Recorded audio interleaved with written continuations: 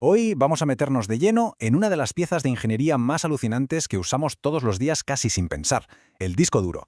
Y es que su historia es increíble, es una auténtica guerra de décadas contra las leyes de la física para meter más y más información en un espacio cada vez más pequeño.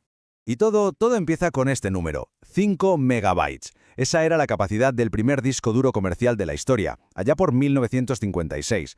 Para que nos hagamos una idea, eso es lo que ocupa una sola foto de un móvil de hoy en día. Y con suerte. Claro que esos 5 megas no venían en un cacharrito de bolsillo, ni mucho menos. Estaban dentro del IBM 305 Ramac, una auténtica bestia que pesaba 1 tonelada y ocupaba lo que una habitación, con 50 platos gigantes de 60 centímetros de diámetro girando sin parar. Una locura. Venga, ahora vamos a darle al avance rápido y saltamos hasta hoy. Y las cifras de las que hablamos ahora son estas, 30 terabytes, o lo que es lo mismo, 30 millones de megabytes. Y toda esa barbaridad de capacidad, que es 6 millones de veces más grande, ahora nos cabe en un cacharrito que podemos sujetar con la mano. Es que el contraste, si lo piensas, es para que te explote la cabeza. Entonces, la pregunta es obvia, ¿no? ¿Cómo demonios se ha conseguido este salto tan brutal? Pues la respuesta es esa, con una guerra sin cuartel, una batalla de ingenio contra las barreras que nos pone la propia física. Bueno, pues vamos a sumergirnos en esta historia. Vamos a empezar por el principio, por lo que podríamos llamar la era de los gigantes, cuando los discos duros eran enormes y su capacidad diminuta.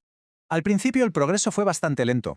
Desde ese Ramac de 5 megas del 56, tuvieron que pasar 24 años hasta que llegó el primer disco duro para ordenadores personales en el 80, que, curiosamente, también almacenaba 5 megabytes.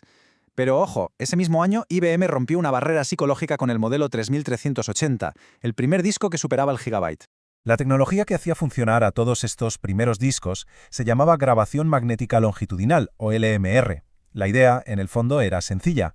Los bits magnéticos, que al final son los unos y ceros de nuestros datos, se ponían en horizontal, como si estuvieran tumbados en la superficie del plato del disco.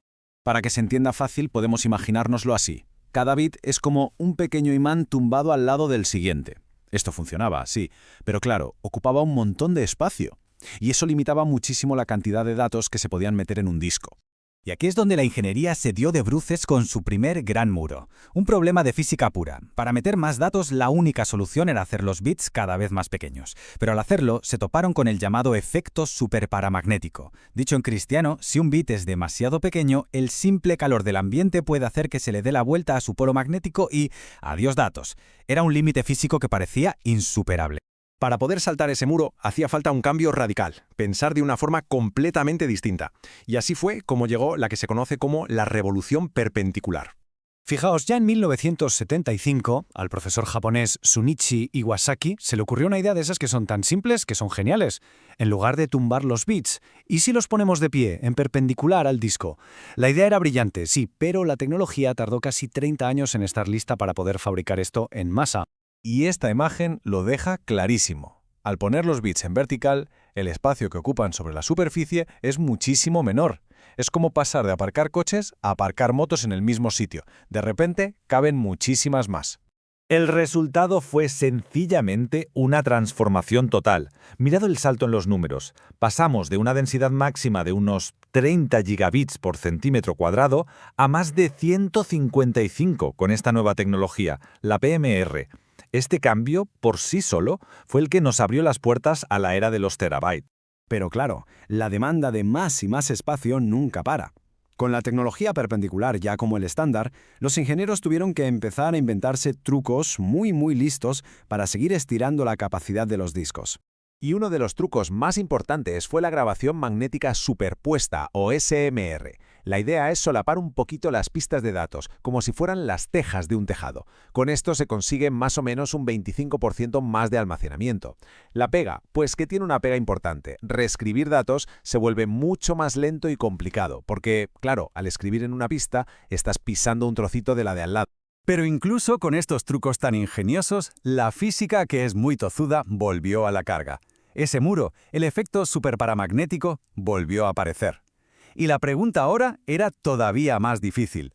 Si los bits ya no se pueden hacer más pequeños sin que se vuelvan inestables, ¿qué hacemos ahora? Y con esto pasamos a la siguiente frontera física, donde las soluciones que se encontraron, bueno, ya empiezan a parecer cosa de ciencia ficción más que de ingeniería de toda la vida. La respuesta llegó de un sitio que nadie se esperaba, añadiendo energía justo en el momento de escribir. La primera tecnología es HMR, que es grabación asistida por calor. Utiliza un láser minúsculo para calentar un puntito del disco a 400 grados durante 1 nanosegundo. 1 nanosegundo. Esto hace que el material se vuelva blando magnéticamente y sea fácil escribir en él. La otra opción es MMR, que en vez de calor usa microondas para conseguir un efecto parecido pero sin esas temperaturas tan extremas. Y esta gráfica lo resume todo de una forma espectacular. Aquí se ve toda la evolución de la densidad. Fijaos en el salto brutal que suponen AMR, con 600 gigabits por centímetro cuadrado, y MAMR. Es otro cambio de escala radical que vuelve a multiplicar por 4 la densidad que se había conseguido antes. Si nos alejamos un poco para ver la foto completa, el resultado de todas estas innovaciones es esta curva de crecimiento exponencial, que es una pasada. Desde los 5 megabytes del RAMac hasta los discos de 30 terabytes de hoy, la capacidad ha aumentado 6 millones de veces. Una auténtica proeza de la ingeniería mantenida durante más de 60 años. Esta tabla es el resumen perfecto de todo este viaje. Y lo que nos enseña es que cada salto tecnológico ha sido en realidad un compromiso muy inteligente entre conseguir más capacidad, mantener el rendimiento y que además se pudiera fabricar sin arruinarse. Y ojo, que la historia no ha terminado. Las tecnologías HAM y MAM nos van a llevar a discos de 40 o 50 terabytes en los próximos años, pero es que la industria ya está trabajando en lo siguiente, el HDMR, una tecnología casi futurista que combina el calor del HAM con unas islas magnéticas ya definidas en el disco, y esto podría llevarnos, en teoría, a unidades de 100 terabytes para finales de esta década. Es increíble. Durante más de 60 años, el ingenio humano ha encontrado la manera, una y otra vez, de burlar las leyes de la física para poder guardar la cantidad de datos del mundo, que no para de crecer.